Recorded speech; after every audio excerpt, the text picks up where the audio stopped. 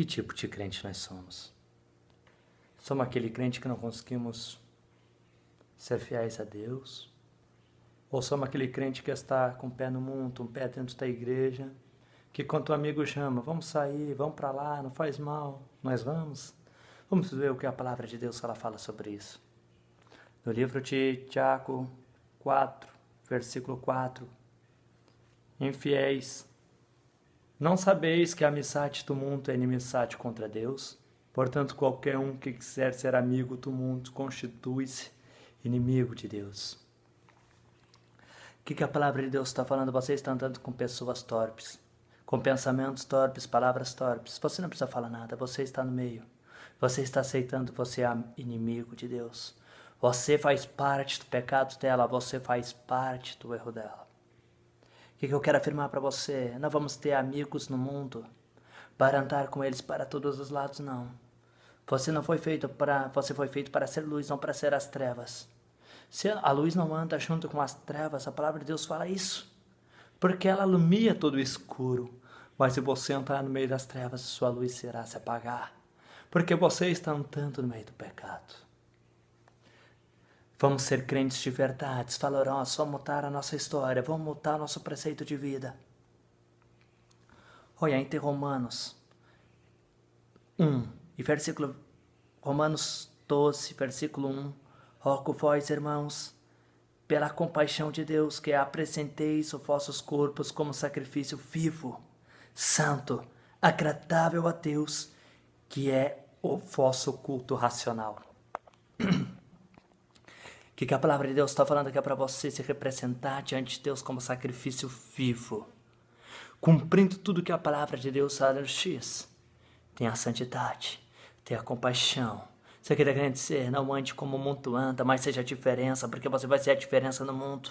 Você não vai se unir com o mundo para andar como no mundo, não. Aquele que anda no meio da bebida, no meio das pessoas, na prostituição, esse não é um crente de verdade. Este é apenas um lobo vestido de ovelha. Em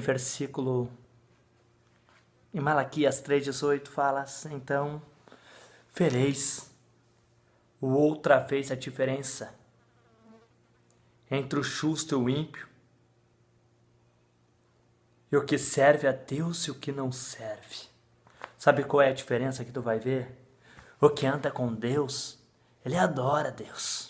Ele não anda no meio do pecado, ele não anda lá fora, no meio da fofoca que estão falando do pastor. Ele não vai fazer fofoca de ninguém, porque ele sabe que fofoca é do diabo. Ele não vai se unir no meio da mesa que estão os provocadores, na roda dos escarnecedores que só falam mentiras, blasfêmia. Esta é a verdadeira palavra. Se você se une com esses, você já é um pecador, você já é uma pessoa que não é um crente de verdade. Eu ando porque são meus amigos. Não, verdadeiro amigo são aquele que vive na palavra de Deus. Aqueles que estão do teu lado lá dentro da igreja. O teu amigo é Deus. O teu verdadeiro amigo são aqueles que são fiéis à sã doutrina da palavra do Pai. Então, eu quero confortar você, para chegar e dizer para você que em Efésios 4, versículo 29 diz: não saia da vossa boca nenhuma palavra torpe, mas edificação, a fim de que seja ministre a graça aos que a ouvem. Você tem que levar a graça. Se você vai estar no meio de pessoas perturbadas lá fora e dizendo que anda com Deus, você não vai levar uma palavra boa para eles, porque eles não vão te dar oportunidade, porque a palavra deles é torpe. E da tua boca só vai sair risada de coisa torpe, então você faz parte do pecado. Então não vamos fazer parte do pecado, não. Não vamos fazer parte dessas coisas planificadoras das vidas do homem.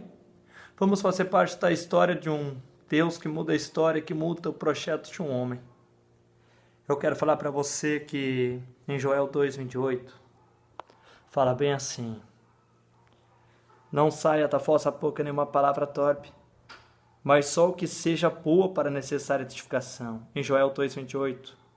Acontecerá depois que derramarei o meu espírito sobre toda a carne, vossos filhos e vossas filhas profetizarão, os vossos anciões terão sonhos, os vossos jovens terão visões. Quando você anda com Deus, não anda no mundo, tudo isso vai acontecer na tua vida, como aconteceu em Atos 2, 1 e 13. Depois disso, os apóstolos começaram suas jornadas extraordinárias. Depois de Atos 2, os apóstolos começaram a acontecer coisas que não aconteciam sobre a vida dos apóstolos. Jornadas extraordinárias, coisas que jamais foram vistas sobre a terra. Sabe o que eu estou querendo falar para você? Que Pedro, a sombra do Pedro curava doenças. Que o lenço do apóstolo Paulo, ele curava vidas. Que o jovem Estevão, onde que ele passava, acontecia prodígios e maravilhas, assim era com todos os apóstolos. Aconteciam milagres aonde que João passava, aonde que passava Lucas, milagres, aconteciam curas. Eu quero falar para você que o ministério dos discípulos de Jesus começaram em Atos 2. Depois disso começou a acontecer milagres sobre a vida deles.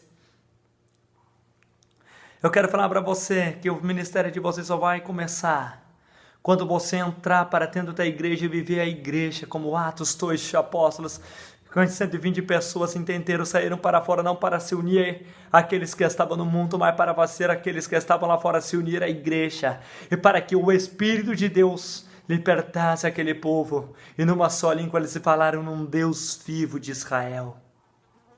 Eu quero te falar que eles não eram quando eles estavam lá fora andando. Não, foi quando eles saíram para fora para fazer a diferença. Eu quero falar para você que crente no mundo, para andar como o mundo, é para viver a vontade do diabo. Mas se você viver a vontade de Deus, você vai impactar multidões, você vai fazer aquilo que você jamais fez na sua vida.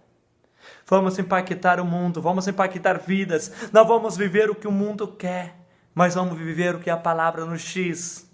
Que é para nós viver, que não devemos que ter amigos deste mundo, que vive contra a palavra. Se nós tivermos amigos que não são amigos de Deus, nós somos inimigos de Deus. Então vamos ser amigos de Deus, inimigos daqueles que são inimigos de Deus.